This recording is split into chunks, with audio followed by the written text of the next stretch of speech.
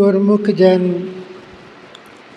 अपने मन व चित्त की समस्त वृत्तियों को थोड़े समय के लिए सब ओर से समेटकर सन्मुख सुंदर सिंहासन पर श्री परमहंस महान विभूतियों के सुंदर स्वरूप को अपने हृदय में बसाते हुए तथा श्री श्री 108 श्री हजूर सतगुरु दाता दयाल जी के पावन सुंदर दर्शन करते हुए बड़े प्रेम सहित मिलकर के बोलिए जयकारा।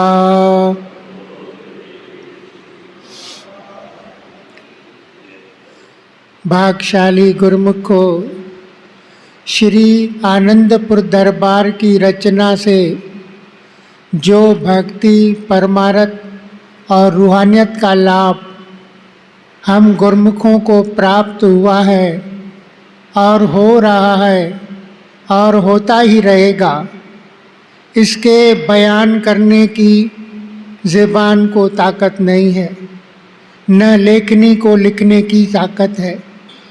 श्री गुरु महाराज जी ने श्री अनंतपुर दरबार की रचना रचाकर हजारों लाखों जीवों का रूहानी भला कर दिया है और इस श्री अनंतपुर दरबार की रचना के लिए स्वयं कुल मालिक की मौज थी और उस मौज को साकार किया। श्री परमहंस दयाल महाराज जी जब परमार्थ का कार्य कर रहे थे, सत्संग का कार्य कर रहे थे, तो आगरा में गुरु महाराज जी विराजमान थे। तो आगरा में ईसागढ़ निवासी सेठ पन्ना लाल जी अपने धंधे व्यापार के कार्य से आगरा में गए हुए थे।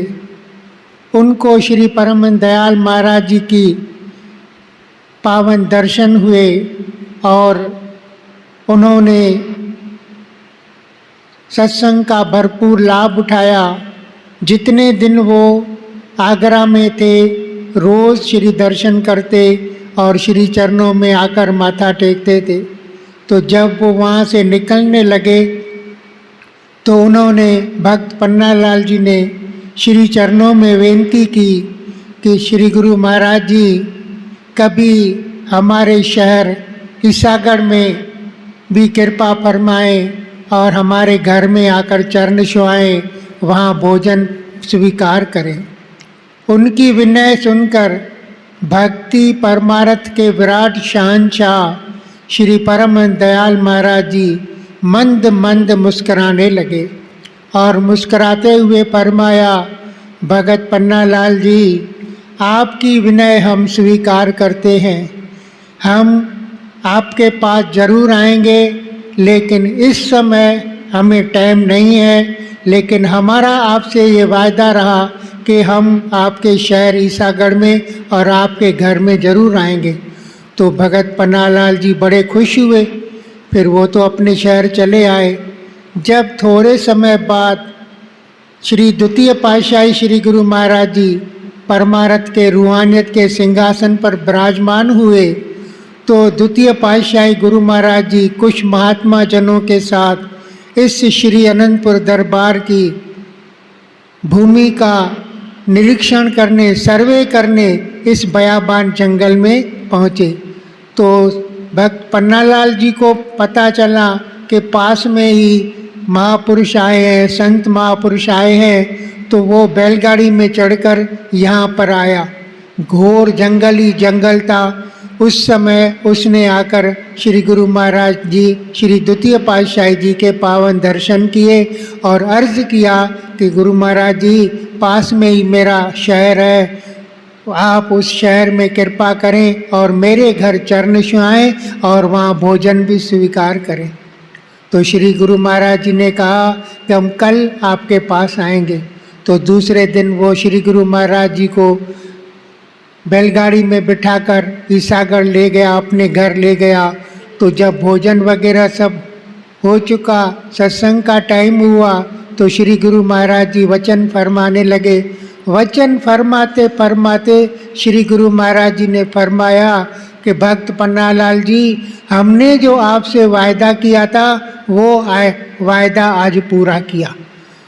तो उसने विनय करी कि गुरु महाराज जी, हम और आप तो पहले कभी मिले नहीं हैं, आपने कौन सा वायदा पूरा किया।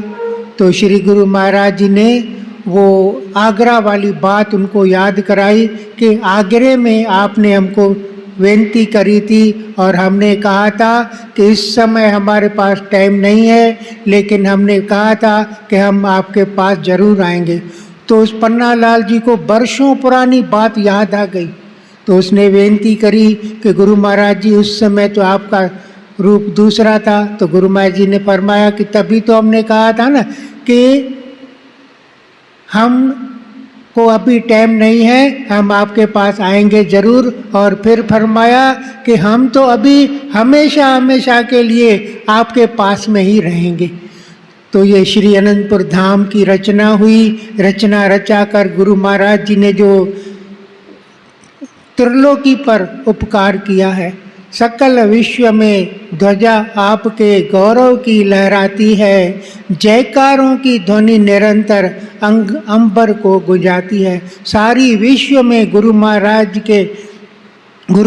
की महिमा के झंडे झूल रहे हैं। और गुरु महाराज जी ने ये बहुत बड़ा उपकार किया है। सभी परमहंसों ने समय समय पर जो यहाँ पर अकथ कार्य किया, जब तृतीय पातशाही गुरु महाराज जी सिंध में 1939 में दीपावली का आखिरी त्यौहार वहाँ मनाया और सिंध की संगत को कहा कि अब हम वापस यहाँ नहीं आएंगे, हमको श्री अनंतपुर में बहुत काम करना है, वहाँ पर अभी जंगल ही जंगल है, तो हम अभी वहीं पर ही रहेंगे।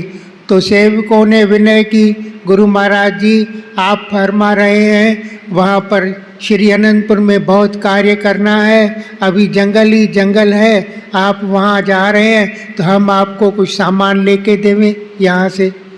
तो श्री गुरु महाराज जी ने कहा कि हमको रेलवे का टिकट लेके दो, टिकट तो सफ़र में लगेगा, रेलवे का सिफर टिकट हमको लेके दो, बाकी नाम हमारे पास है, नाम वहाँ पर सब प्रबंध करेगा।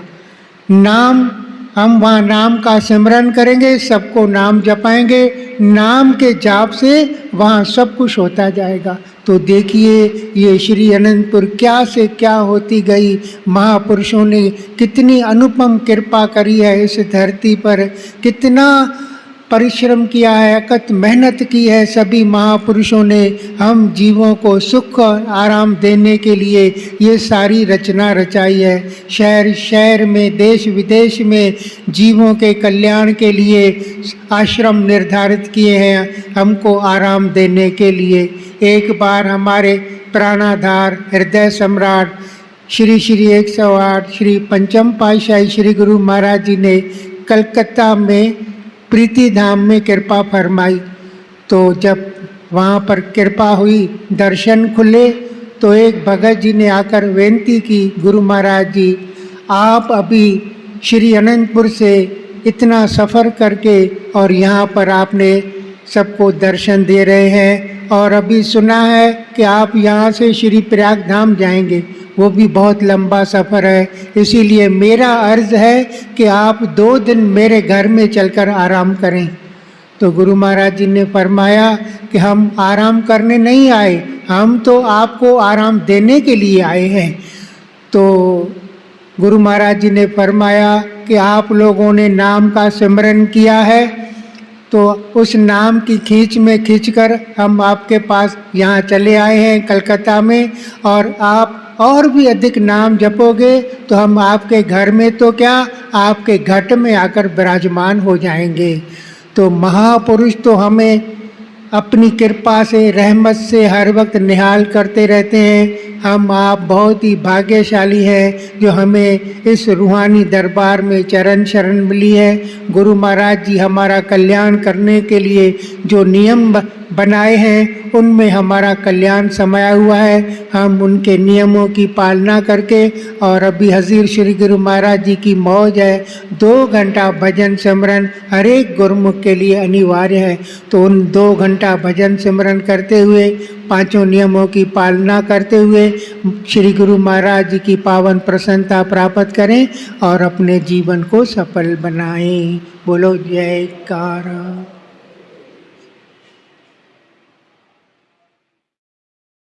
श्री आनंदपुर धाम श्री रचना से पहले परम पूजनीय श्री परमहंस दयाल जी महाराज जी के फरमाए हुए वचन आप सभी गुरुमुख जनों ने सुन लिए।